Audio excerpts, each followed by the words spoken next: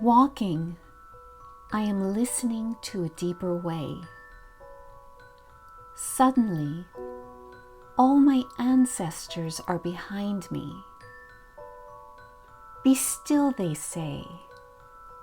Watch and listen. You are the result of the love of thousands. Linda Hogan.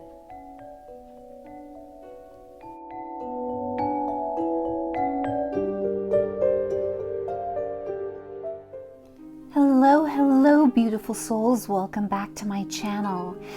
Now, if you've spent some time with me in the past, you know that the indie deck, The Relative Tarot by Carrie Paris, is a special favorite of mine. Now, per the description for the deck, The Relative Tarot can help you discover your true potential by connecting with your beloved ancestors.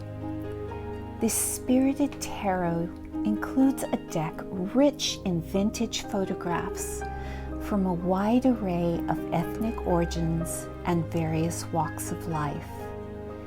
The ancestors come together to provide not only answers, but also resolution, evolution, truth, and transcendence. They are here to help illuminate that deeper meaning that may or may not have eluded them in life. This is a tarot that offers wisdom from the spirit realm. The accompanying full-color guidebook guides readers on how to navigate life's lessons by calculating their tarot blueprint, personal birth card, and annual card.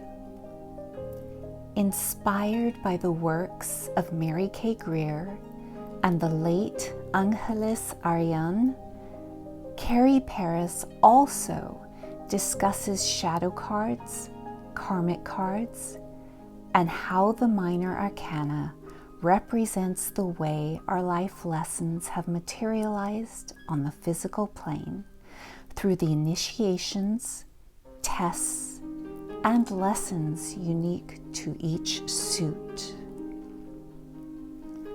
Could this deck answer 3 crucial age-old questions that humans have posed to themselves from the beginning of time? Who am I?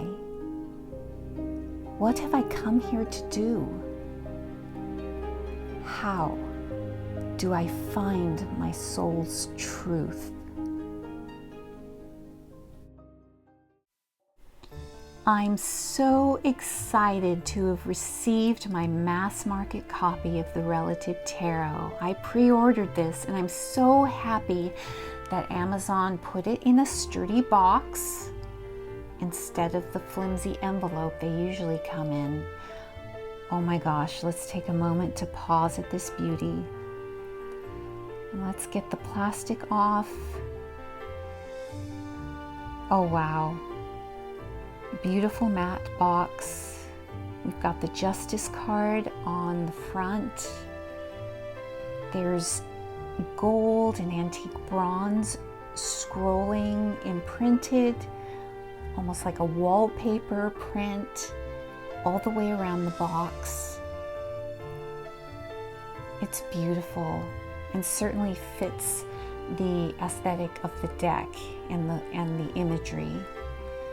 And you get a sample of the cards in the back. Who doesn't love a magnetic closure box? Oh wow. Opening this box is truly an experience. Beautiful presentation. Now the book is much larger than what was offered in the indie edition. Seems to be a little bit thicker too. We have color images. This seems to be a lot more user-friendly than the original guidebook. Now we're going to pull the cards out, and who's peeking underneath? It's the last Tsarina of Russia, Alexandra. Okay, measuring against a standard tarot deck or tarot card, and it is a little bit larger in height and width. It is edged in a beautiful metallic gold. There seems to be a little bit of a split in my deck, but it's beautiful.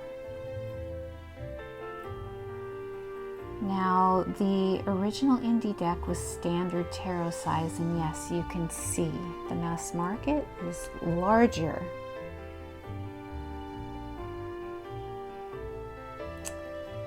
And the edges, you can see the indie deck has the chocolate edging, and the mass market, again, the gold edging here.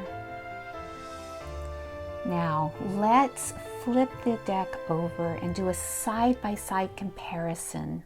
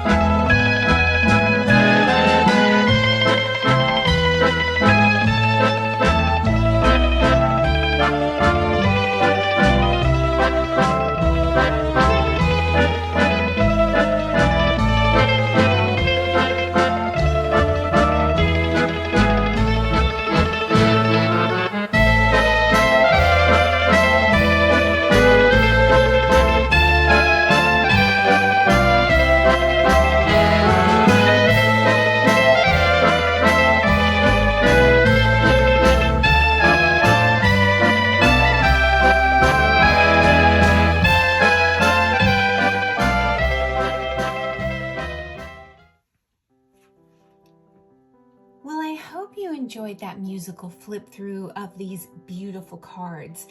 And I just wanted to point out, now there are some changes, but they are changes, but they're not really changes. Okay, so you see here that the Death card is different in both decks. But if you looked closely in the walkthrough at the end, when I showed all the extra cards that are included in the original indie deck, you'll notice that this was an option. Okay, and this just happened to be the one I had in my deck, that I chose in my deck, as opposed to this one. So I would say, I don't know if Carrie herself picked what card she wanted in the deck, or if it was a joint decision with the publisher, or if the publisher made the decision themselves. I don't know. It would be interesting to know. But this is the card that I put, and I did the flip through without flipping through this deck first. So you know, you're seeing it the first time just like me. So you saw that I picked this card instead of this card. And this is the one I use when I read with this deck. But in the mass market, you don't get a choice. You get this card for the Death card. You'll also notice the same thing happened here with the Moon card. Now, if you have the indie deck, you still have the image in the extra cards that are provided. But either Carrie, the publisher, or both chose this to be the Moon card in the mass market deck. And for some reason, I use this one because that's the one I like. And I don't think I've ever switched them out. I don't think I have, but this is the one they chose. But if you have the indie deck, you know, it's a change, but it's not really a change, because these cards you get to choose if you had the indie deck. And in the mass market deck, you don't get a choice. But I mean, all the choices are wonderful. Here again with the Two of Cups. Now, I happen to choose this one. There's something that just tickles my fancy about this Two of Cups, but in the indie edition, you know, you do get the option. You do get a couple of options, but this is the image that they chose for the mass market. The Three of Cups. This is the one, again, that I chose. And the reason I chose this card was because I recognized who at least two of these people are. And because I'm a fan of Russian history, like reading about Tsarist Russia, especially the reign of Nicholas II, the doomed reign. And this is Nicholas II here, the last Tsar of Russia. And this is his brother-in-law, Duke Ernst of Hesse. And of course, he's the brother of his wife, Alexandra. And yeah, I'm just enthralled with that story. And that's why I chose this Three of Cups in this deck. But you see, I have the choice whenever I want to. I can switch it out with the indie deck. But this is the card that they chose for the mass market, and it's beautiful. I think you can't go wrong with either image. And of course, you get the choice, and I'm glad they included it in the mass market edition, of the alternate numbering for the Strength and Justice card. You know, just an option depending on how you like to read and how you use the cards. Oh yes, and the Lovers card, you get three options for the Lovers, which I think is just fantastic. And you know, usually in some decks, there are a few decks where you get at least another option for the Lovers, but when you get three options in a deck like this with vintage photography, I think it's something quite unique and very spectacular and wonderful. So I want you to let me know in the comments below if you noticed any marked differences in the images while I was flipping through, because again, I'm just looking at it with my camera, my phone, and I'm flipping through the cards, seeing the new mass market edition for the first time, just like you. Though I know the indie deck very well, but I'm looking at this deck, the mass market edition, with new eyes. And from what I can see, obviously the borders, and this has, the new mass market has a bit more of a gloss. Then this has, you know, a UV coating on it. Cardstock, it's that popular indie cardstock. If you have F&E's Modern Love Tarot, I recently did a side-by-side of the indie and mass market edition of the Intuitive Goddess. This is like that cardstock. This is quite a bit different, and I'm trying to think if there's another deck in my collection that I could correlate this to. I'm gonna think about it, and I'll come back to it. But the cards are quite a bit bigger, and the borders are bigger. But it seems like the image, you get a little slightly larger image in the card. At the very least, the image is brought forward. It's brought forward, and can you see that?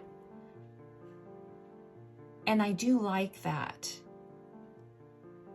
And the borders are bigger in the mass market, but they're not ugly and huge. And you're probably not picking it up from my phone, but do you see this nice little scroll distressed design that they have in the back? You know, they've got that stamped. It's like wallpaper, vintage scroll wallpaper. It is in the border, so it does, you know, correlate with the image. It would have been fun to have seen this deck in a borderless edition. You know, it would have been nice to have that, you know, and maybe, you know, just the border here, this nice border at the bottom. But, you know, this doesn't take away from the experience. It's not a, you know, a huge obtrusive border. It fits, it flows. And you can see, because the card size, you know, is larger and they had a little bit more space on the bottom, I will tell you when they get to the minors. Let's get to the minors. All right, so in the minors, you can see that in the indie edition, you've got like 2 of Wands, the number 2 of Wands, and the Roman numeral down here. In the mass market, you have it just spelled out and you don't get the Roman numeral. And I think, you know, maybe they spelt it out, you know, the number 2 because there's more space to fill here. I'm not quite sure. You know, I'm fine with either of it. It doesn't detract. I don't find that I like one better than the other. It's just something different. I will say that flipping through both decks, I found, you know, the differences. This is, you know, a chocolate brown border, if my phone is picking that up. And this is, of course, cream.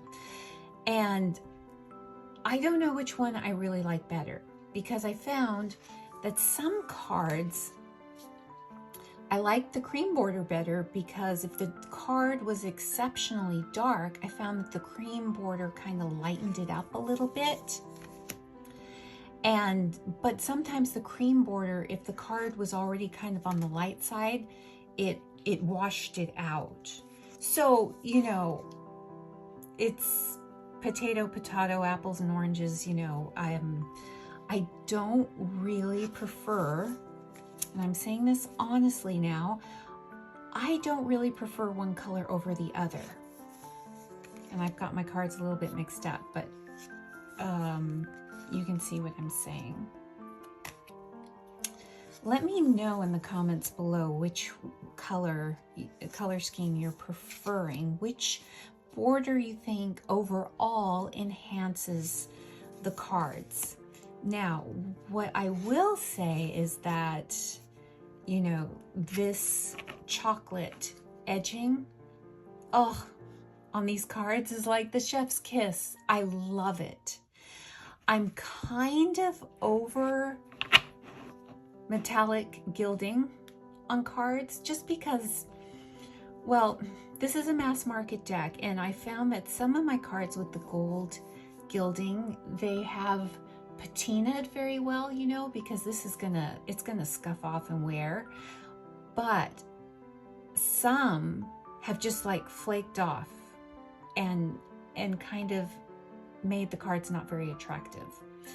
yes, I don't mind a well-worn, well-used look, you know, a nice patina, but like when they flake off and chunk off in chunks, I don't like that. So I can't tell what this is going to do. If it patinas nicely and has a nice wear with use, because I think this is the deck, I'm going to be using the mass market deck for the most part now.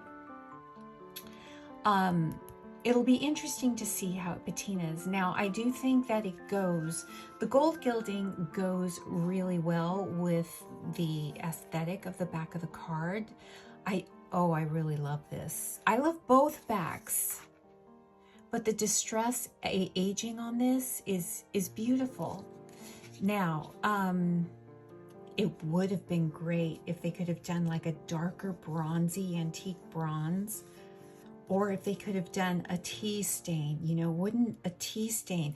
Yeah, I almost wish they would have left the borders or the edges blank, so I could have gone in with some Tim Holtz Distress ink, you know, and the tea stain color or the burlap color or one of those colors, and gone over it and just etched it myself. And that's just a minor quibble, you know. It would have been nice to experiment, because overall, I am kind of over the metallic edges on cards for the most part, but it doesn't detract from the beauty of the deck, not at all. And it does, you know, correspond beautifully with the backs and the total aesthetic.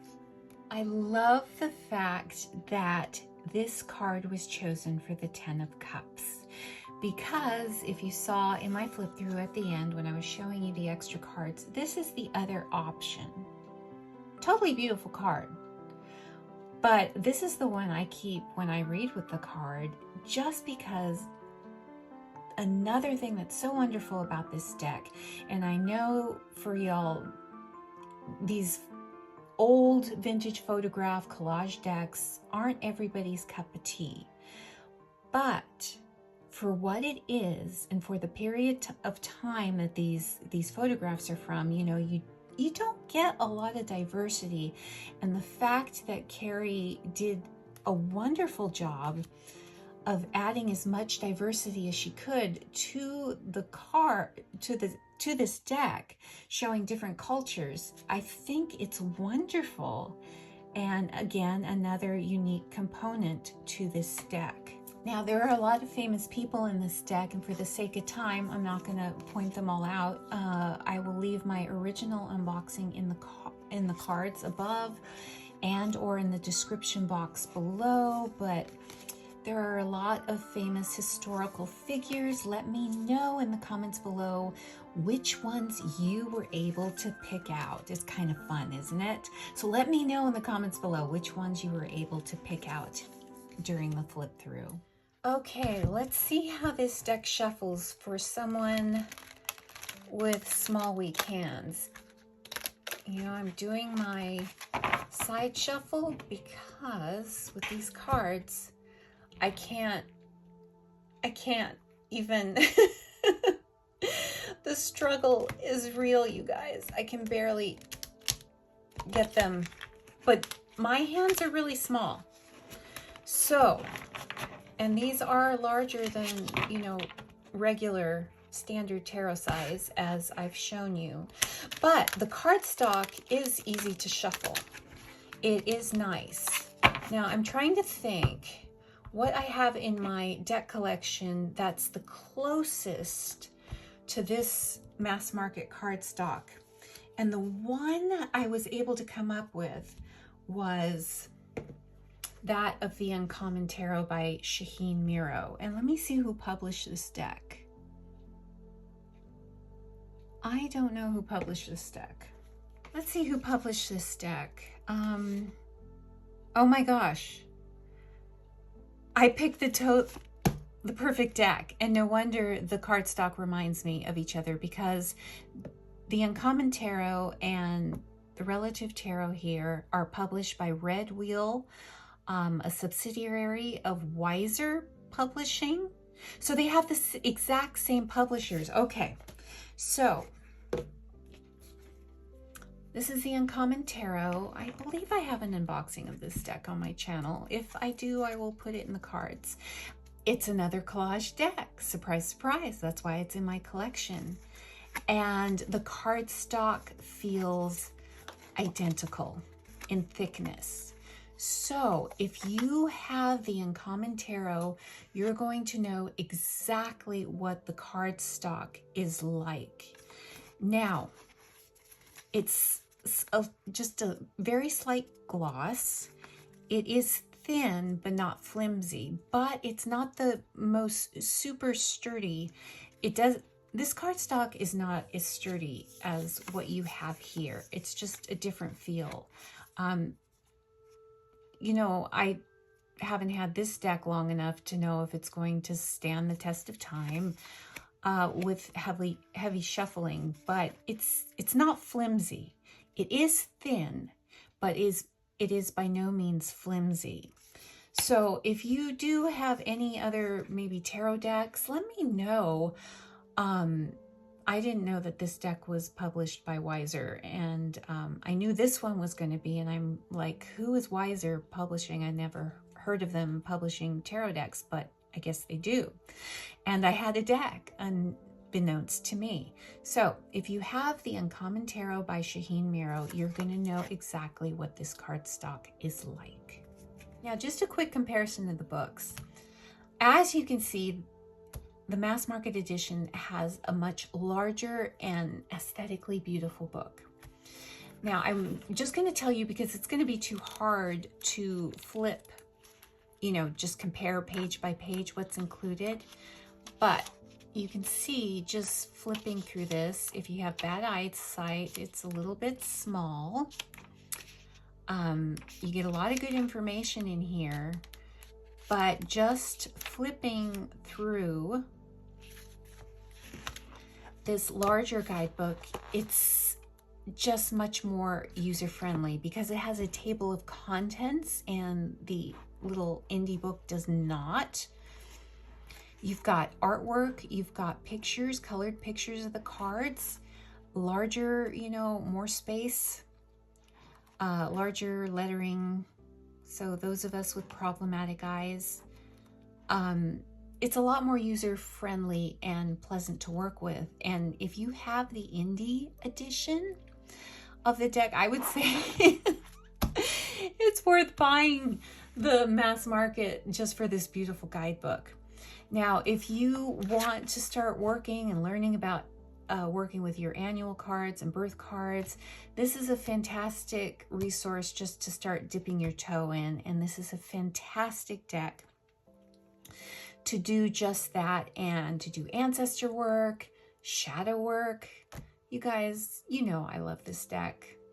Now, obviously, the biggest difference in the Relative Tarot is not really in the deck itself so much, but what was not included. So with the indie package, you saw in my introduction, and if you've seen my unboxing of the deck, you got 2 decks if you backed the Kickstarter. You have the space here for the tarot deck and this wonderful Ancestor Oracle. Now, Carrie opted not to publish this deck. I don't know if there's any plans in the future for this wonderful Oracle deck, but I think it's a shame if there's not, because the 2 decks work so perfectly together. I think she does not have plans to put out this deck, but you know, never say never. And these are members of Carrie's family. If I remember correctly, these are her ancestors here. And this Ancestor Oracle, these pictures here, a lot of them were submitted from backers and just people that Carrie knows. These were, yeah, these photos are, you know, your ancestors, those of you who backed and provided an image. Now this one's haunting. because I'm looking at it and it looks like one of those, and it's the seance card, and I can almost guarantee you it's one of those memento mori type photographs that they took back in Victorian times, Edwardian times, when after loved ones had deceased. You know, you can go on the internet and find lots of images of deceased children. And because photography was pretty new and not everybody, it wasn't a common thing to have a camera in your home or to have your picture taken, you know, the photography equipment was very cumbersome. So, you know, people would go through their lives not having their picture taken. And then, you know, when a loved one died, you know, it's like light bulb. I don't want to forget what they look like. So they would get a picture of their deceased loved one, a child or somebody else. And I've seen videos of the, you know, kind of the ways they used to prop them up. They would actually have stands, kind of like a Barbie doll stand, you know, those wire stands that would kind of hold your doll upright from the back, hold you up, kind of a T-stand that with a curved end to go around under the arms. Or they put a metal bar up the back to keep them up. And you see how he has his hand? That's to keep the head straight. Yeah, this deck here, and again, it's a diverse oracle deck, and these two work so perfectly together. So, you know, I'm kind of hoping that this one will be published to the masses, but it is kind of very, very niche. So maybe, you know, it's not something that that she's going to do. Also, you know, you'd have to get permission, I would deem, from all these people again who provided the pictures, because they are personal family pictures, a lot of them. So yeah, it's interesting, but this is the biggest difference, I think. But then again, you know, in the mass market, you don't see a tarot deck sold with its companion oracle deck. It just hasn't been done. It would have been nice if they did it this time. It really would have, but I understand why it wasn't. All right, that concludes my side-by-side comparison of the indie and mass market editions of the Relative Tarot by Carrie Paris. Honestly, I know when I did my initial unboxing, many of you expressed regret that you didn't back the indie edition, but honestly, this mass market edition is beautiful. I want to hear all your comments below. Is this a deck that you think you'll be adding to your collection? Have you worked with annual and birth cards in the past, or are you interested and you think you might get this deck for that very reason? Let me know all your thoughts, and I think I'm going to let you go and get on with your beautiful day. Bye for now.